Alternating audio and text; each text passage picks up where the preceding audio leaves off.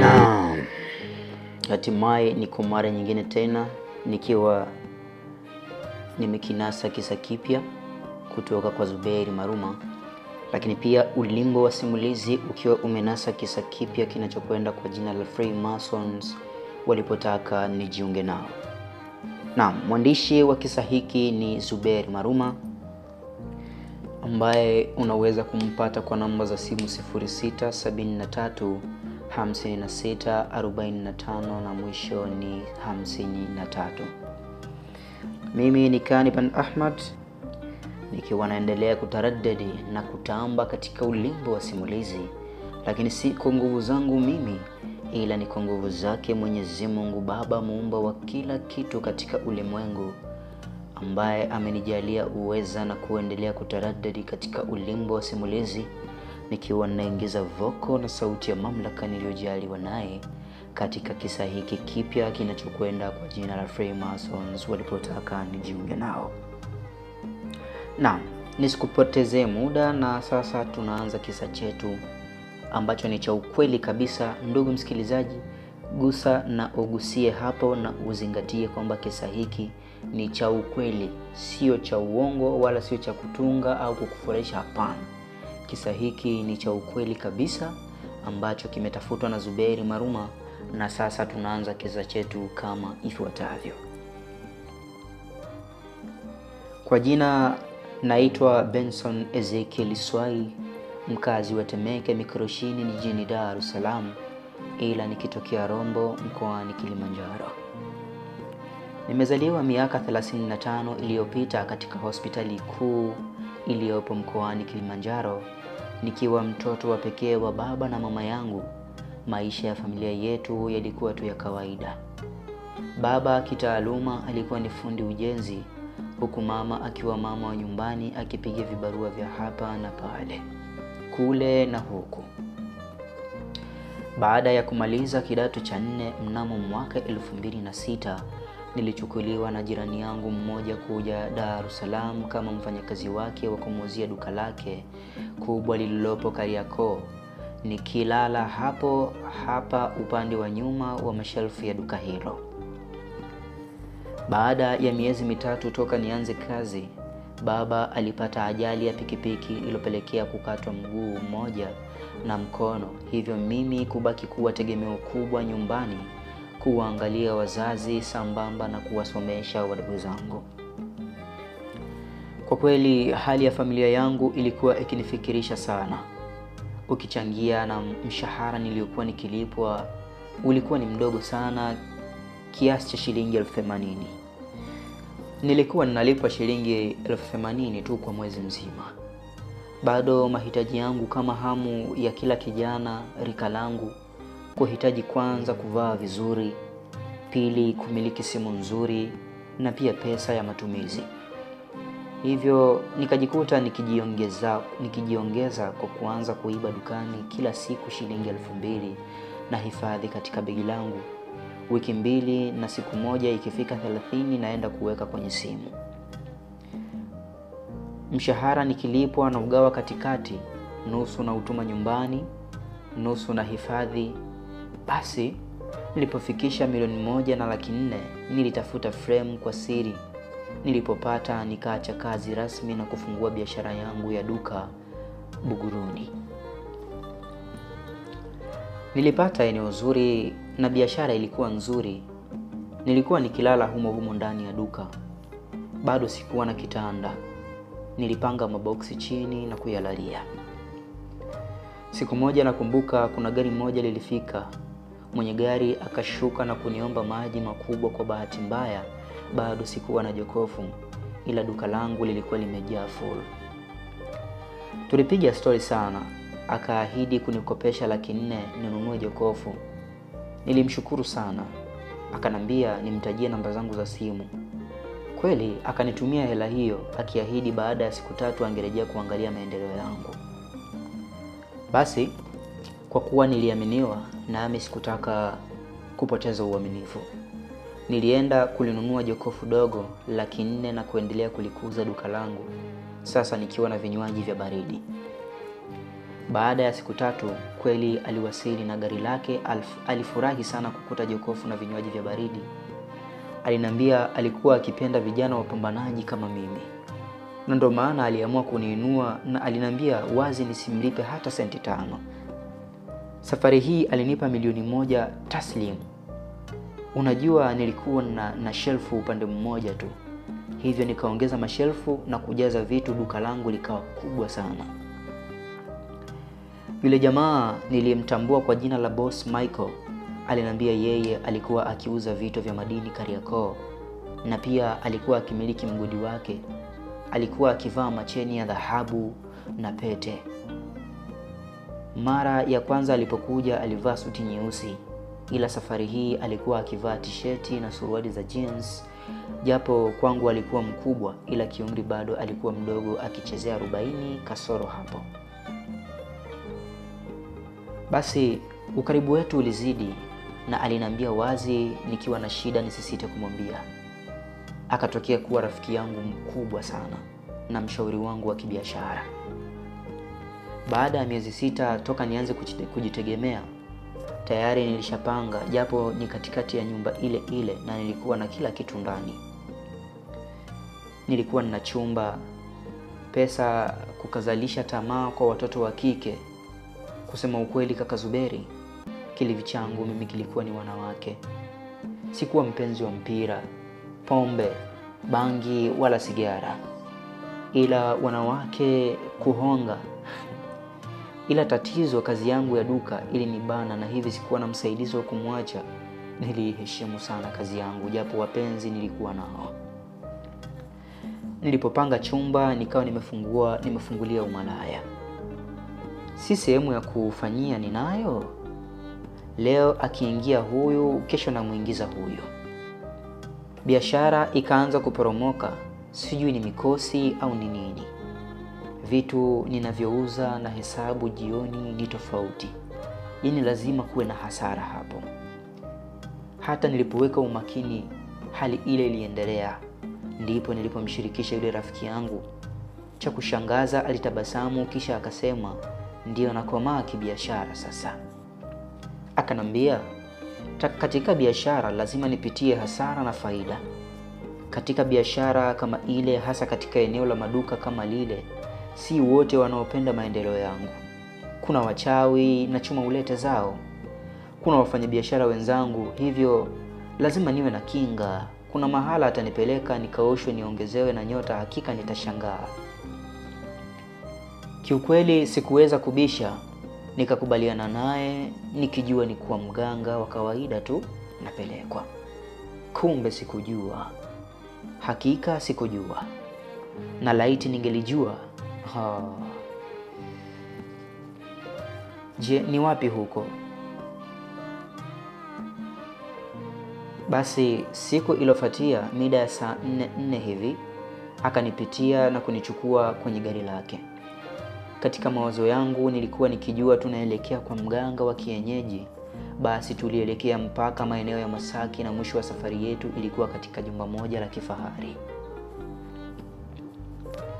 Kama ilivyozoeleka, waganga wengi waliishi vijijini, na hata wale wa mjini walikuwa wakifanya kazi zao katika nyumba za kawaida au katika vyumba vya hoteli vya kawaida. Nikashangazwa na mganga yule.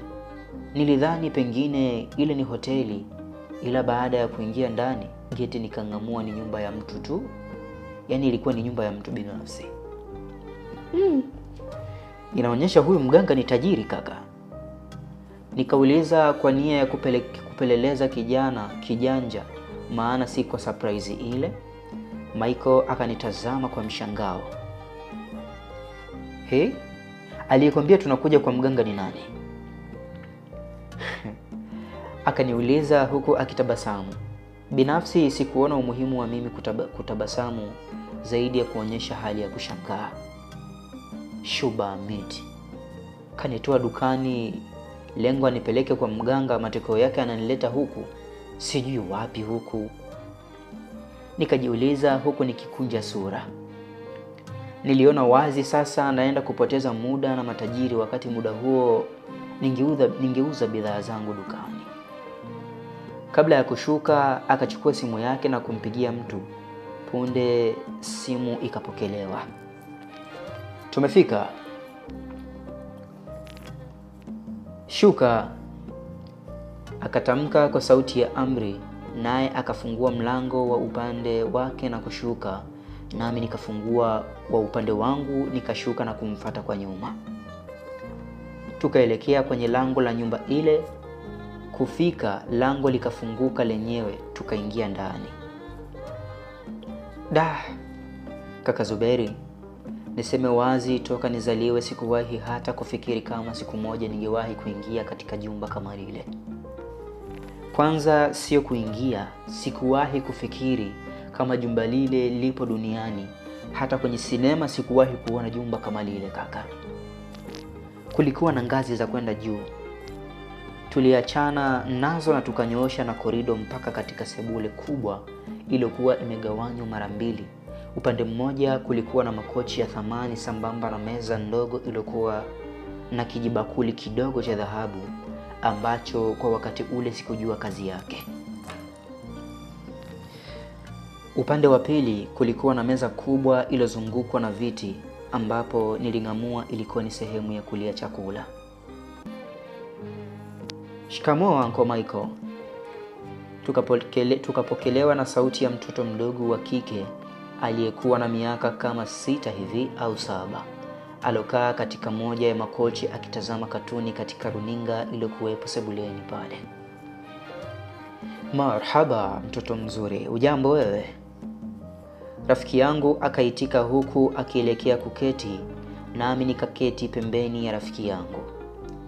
Sijambo anko, ngoja nikakuitie baba. Vizuri mtoto mzuri, vizuri sana. Mtoto yule akanyanyuka na kuelekea zilipo ngazi kupanda juu ya nyumba ile. Aha, itakuwa huyu rafiki yake ndo anatupeleka kwa huyo mganga. Nikawaza sasa nikipata jibu la kuja pale, kwani nilijua tusingekuja pale bure kutembea tu. Hilo nililikataa bayana. Punde mwenye nyumba akaja huku akiwa kamshika mtoto wake mkono. Baada ya kutufukia na kusalimiana na mwenzake, akamwambia mwanae akasome chumbani. Mtoto yule akaaga na kuelekea kunapo ngazi. Vipi kaka mkubwa, shemeji hayupo nini? Michael akauliza, nami nikawa nikisubiria jibu kwa hamu, na sijui kwa nini nilitamani kujua kuhusu familia ya mtu yule bilionea. Shemeji yako ana muda sasa tangu afate mzigo wake huko ughaibuni. Hajarejea, hana muda kabisa wa kukaa na mwanae. Na kesho kutwa shule zafunguliwa, huyu anaondoka bila kumwona mama yake kabisa. Yule bilionea akajibu akionekana kabisa kuchukia kuongelea swala lile. Baada ya kuketi akatoa pakiti la sigara na kuweka mezani. Akachukua moja na kuibandika mdomoni kisha akaiwasha. Ilikuwa ni sigara gani? Mwandishi Zuberi Maruma akampachika swali Ben. Basi naye Ben akaendelea. Kwa kweli siwezi kujua ile ilikuwa ni sigara gani. Ila ninachokumbuka sikuwahi kuiona na sijawahi kuiona tena aina ile ya sigara katika ukuaji wangu. Basi maongezi yakaendelea. Sasa nikijua kazi ya kile kibakuli cha dhahabu pale mezani ni kuhifadhia unga wa zile sigara kubwa wenzangu walizokuwa wakivuta.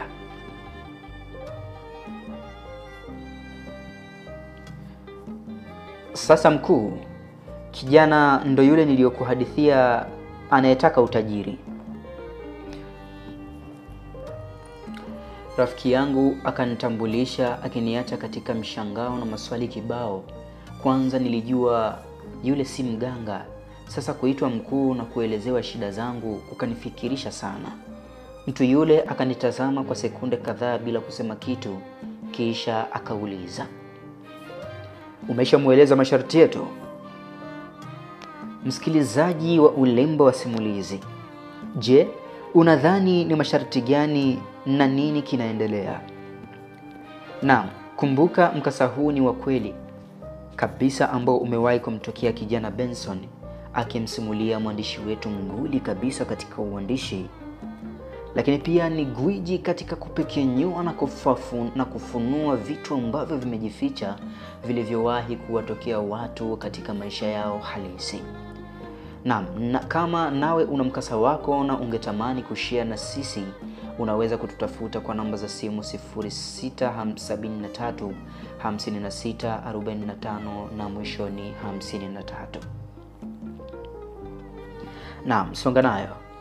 Kijana mdogo Benson Ezekiel Swai anaendelea kumsimulia mwandishi wa visa na mikasa Zuberi Maruma mkasa wake alokumbana nao pindi Freemasons walipotaka ajiunge nao. Ilikuwaje na ni kwa kivipi ajiunge na hao Freemason? Na je, alikubali au alikataa, na ni madhara gani alokumbana nayo? Naam, tutiririke nayo. Hapana mkuu, sijamueleza kinagaubaga kuhusu sisi, ila najua atakubaliana nasi kwa kuwa anajua nimemtoa mbali na kijana ana uchu wa maendeleo. Au Beni, hupendi utajiri wewe? Michael akanihoji akinitazama kwa tabasamu. Sikuona sababu ya kumrudishia tabasamu kwa sababu nilikuwa na maswali mengi sana kichwani kwangu. Kwanza kaka Zube, nisikufiche, alamu ya hatari ilishaanza kugonga kichwani mwangu kuhusu watu wale. Sikuwa mgeni kuhusu masuala ya Freemasons. Nilishawahi kuwasikia watu hao walikuwa wakienda kinyume na Mungu Muumba. Ndiyo, niliwahi kusikia walikuwa wakitoa utajiri na umaarufu, ila mimi nilikuwa Mkristo Mkatoliki, japo sikuwa mtu wa kanisani, ila nililielewa na kukua katika imani yangu, kwani nilipolala sikuacha kusali, nilipoamka nikianza kula, nikimaliza pia nilimshukuru Mungu. Leo kumkana alikuwa na uthubutu wa kunipa pumzi na kunipa uhai mpaka muda ule? Hapana, sikuwa tayari kwa kweli kaka Zuberi. Ben, Michael akaniita kwa sauti ndogo, nikajua sasa ndo anaenda kunipa darasa. Sikiliza Ben, utajiri upo mikononi mwako. Utajiri upo mikononi mwako sasa. Kama utakuwa tayari, utamiliki jumba kama hili au zaidi ya hili, na si moja tu. Utamiliki magari ya kifahari, mabiashara makubwa makubwa, kama utakubali tu kujiunga na sisi na kuwa mmoja wetu. Michael akaishia hapo akinipa nafasi ya mimi kumjibu. Nilitafakari kwa sekunde kadhaa, kisha ili niwe na uhakika nikamuuliza, niwe kama nyinyi? Kwani nyinyi ni kina nani? Nilitegemea swali hilo. Sisi ni jumuiya huru ya siri yenye dhumuni la kumpa mafanikio kila mwanachama alikuwa ndani ya jumuiya hii yetu. Na si kila mtu ana uwezo wa kuwa ndani ya jumuiya hii, ila ni wenye bahati, nawe umshukuru Mungu wetu kwa kukupatia bahati hii. Akaweka kituo na kuniacha na rundo la maswali. Eti nimshukuru Mungu wao? Yupi sasa? Na kwa imani yangu niliamini Mungu ni mmoja tu, au ndo huyo wao, ndo huyo wa kwangu? Nikajiuliza pasina kupata majibu. Michael, Mungu wenu yupi sasa? Nikahoji kwa shauku. Sikutaka kujiumiza kwa maswali kichwani na wenye majibu wakiwepo hapo. Kaka Zuberi, pamoja na kwamba nilijua walikuwa wakimuongelea Mungu yupi, ila nilichotaka kwao ni uhakika tu. Nilitamani pia kujua mengi kuhusu dini hiyo, kwani nilikuwa nikisikia kwa watu Freemason hivi, Freemason vile. Sasa nilijua ule ndo muda wa kujua ukweli. Ila kabla Michael hajanijibu, mwenyeji wetu bilionea Simon akadakia.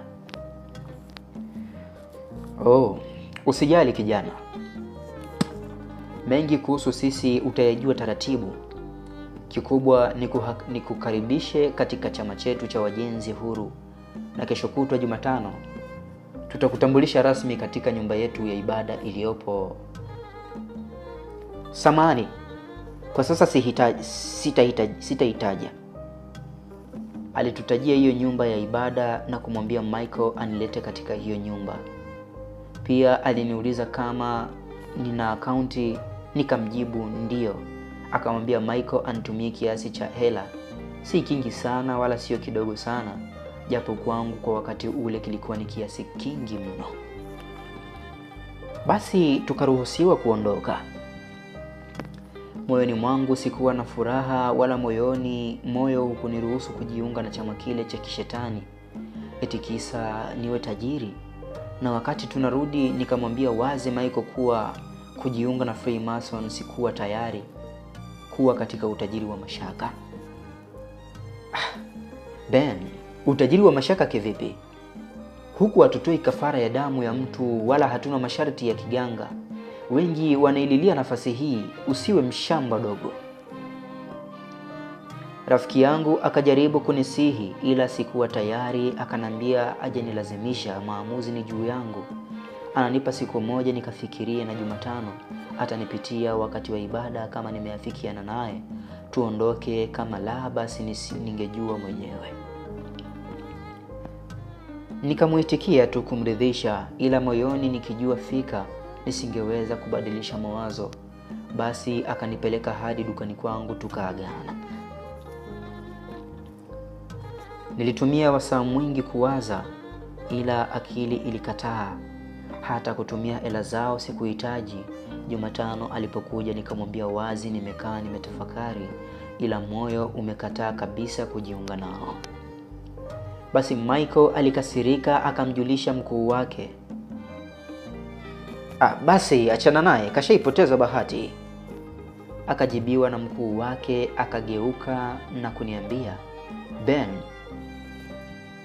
naondoka. Namba zangu unazo, usije ukazifuta, zitakusaidia baadaye. Kikubwa usije ukanitafuta kwa ajili ya msaada. Ukinitafuta ni kuwa umekubaliana kujiunga na si jambo jingine. Basi baada ya Michael kuondoka, hata namba zake sikuona haja ya kuwa nazo, nikazifutilia mbali.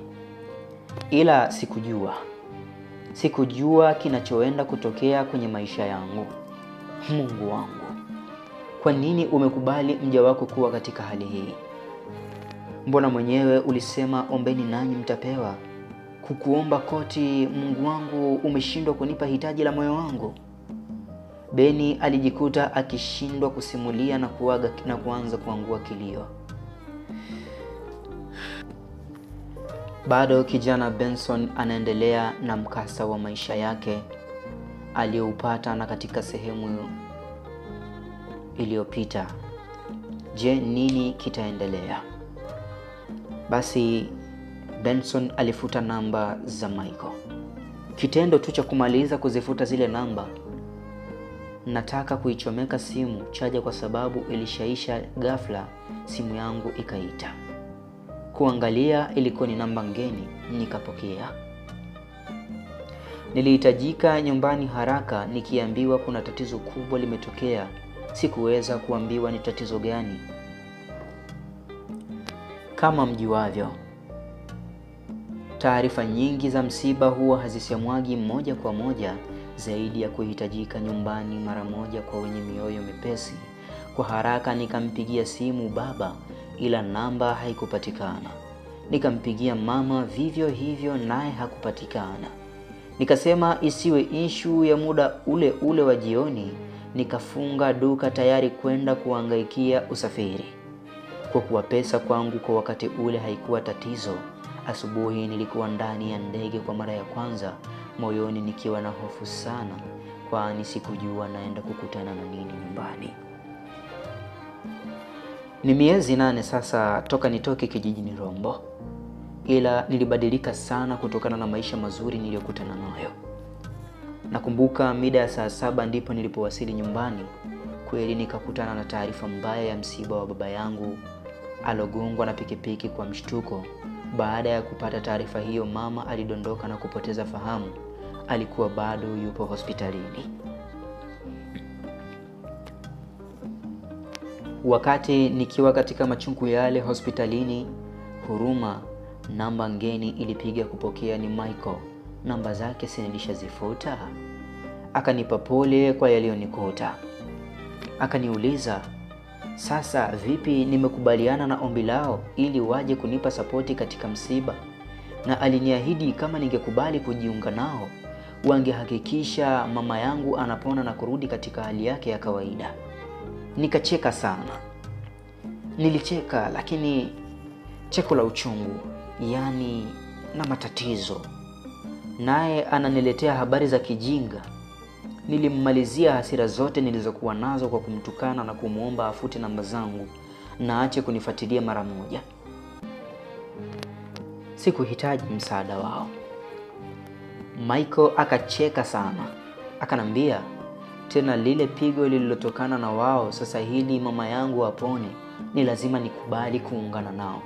Tofauti na hivyo nitafilisika mpaka nitachanganyikiwa, nitafedheheka sana. Mpuuzi nini wewe? Unanitisha. Huwezi fanya kitu katika maisha yangu. Wewe ni nani hasa wa kunipangia jinsi ya kuishi? Namtegemea Yesu Kristo Mwokozi wa maisha yangu. Baba, lolote alitonikumba na utashindwa katika jina lake. Ben, hutokumbwa na baya. Na hili lililokukuta ni nini? Cha kukushauri usifute namba zangu tena, utakuja kunishukuru. Nikaona ananipotezea muda, nikakata na kuiblock namba yake na kuifuta kabisa. Basi mipango ya mazishi iliendelea kwa kuwa nilikuwa na hela. Siku 2 mbele tulimpumzisha baba yangu mpaka tunamzika. Baba, cha ajabu bado mama hakuwa nafahamu. Mwanzoni nilijua ni tatizo dogo tu, ila sasa nilianza kushikwa na wasiwasi. Ndugu zangu pia kwa upande wa umamani na ubabani walikuwa na mimi bega kwa bega. Nilimsafirisha mama mpaka Muhimbili. Walihangaika naye kweli akapata fahamu, ila aliparalyze mama yangu na ubongo uliathirika. Akawa mwenye utindio wa ubongo. Nilihangaika kwa wachungaji mbalimbali, wakubwa kwa wadogo, lakini hali haikubadilika. Ndani ya mwezi tu nilianza filisika. Ikanibidi nirudi nyumbani. Lile duka nikaliuza milioni 2. Kijijini hali yangu ikazidi kuwa mbaya. Mama nilimpeleka kwa watumishi kumwombea, ila ilikuwa bado. Kaka Zuberi, toka mwaka 2008 mpaka mwaka huu hali ya mama haijabadilika, na wamenambia hili mama yangu apone nikubali tu kujiunga nao. Kila kitu ninachokishika mimi kwangu ni mkosi. Sina mwanamke kaka, sina mtoto. Chakula cha tabu kwa sasa, najishughulisha na bodaboda, na nyumbani naishi na mama yangu na msichana wa kazi ambao kila mara huwabadilisha kwa kushindwa kukaa na mama yangu. Ushauri kaka Zuberi, tusipende kupokea msaada kwa watu tusiowajua, na tusipapatikie na utajiri wa muda mfupi. Kwani na imani maisha ya hapa duniani ni mafupi sana, ya mbinguni ni milele. Na milele utajiri usitufanye tukamkosea Mwenyezi Mungu wetu. Asante kaka Zuberi. Hivi ndivyo. Asante kaka Zuberi. Yaani hayo ndio yalionitokea, na kiukweli hii sintofahamu na pia sintosahau. Na hivi ndivyo kijana Benson alivyomaliza kutusimulia mkasa wa maisha yake alopitia na ushauri alotupa. Na hapa ndo mwisho kabisa wa mkasa wetu, ukiwa ndo mwanzo wa mkasa mwingine tena kabisa, ambao huu nishakuwa advertise mara kadhaa katika channel hii ya Ulembo wa Simulizi. Nimekwambia tutakuwa na kitu kipya kabisa kinachokwenda kwa jina la Morose, ambao tafsiri kubwa ya neno Morose linamaanisha kwamba ni chuki. Sasa hiyo chuki imetokana na nini? Tafadhali kaa tayari na kaa mkao wa kupata Moroz ikiwa na maana ya chuki. Na mimi ni Kanban Ahmad, ambaye unaweza kunipata kwa namba za simu 0717 72 21 na mwisho ni 81. Na mwandishi wa simulizi zetu hizi na riwaya, visa na mikasa si mwingine ni Zuberi Maruma, ambaye unaweza kumcheki kwa namba za WhatsApp, lakini pia kwa mawasiliano ya kawaida kwa namba za simu zifuatazo ambazo ni 0673 56 45 na mwisho ni 53. Angalizo: tuna simulizi nyingi katika Ulimbo wa Simulizi. Kama wewe umeanza kusikiliza hii, basi tunakuomba kwa upendo kabisa fuatilia na hizo nyingine, ila usiwe mchoyo wa kutupa comment hapo katika comment section. Lakini pia ewe msikilizaji wa Ulimbo wa Simulizi, kama wewe ni mwandishi kama Bwana Zuberi Maruma, unahitaji mtu wa kuingiza voko na sauti ya mamlaka, au kukuingizia na kukutengenezea rekodi ya simulizi zako, basi nicheki mimi kwa namba ambazo nimeshazitaja hapo awali, nami bila kusita nitakuingizia voko na sauti ya mamlaka niliyojaliwa na Mwenyezi Mungu. Naam, asante na chao.